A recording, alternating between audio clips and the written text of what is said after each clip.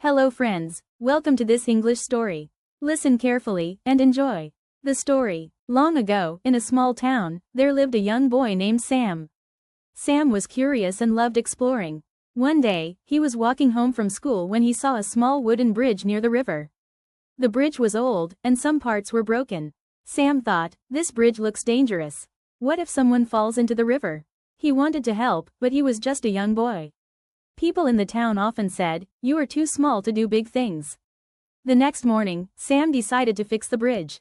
He brought a hammer, nails, and some wooden planks. Slowly, he started repairing the broken parts. People passing by laughed and said, "Ha! Look at this little boy. He cannot fix the bridge."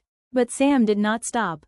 He worked day by day, little by little. After 1 week, the bridge was strong and safe again. One evening, an old man from the town walked across the bridge and said, "Who repaired this bridge? It is stronger than before."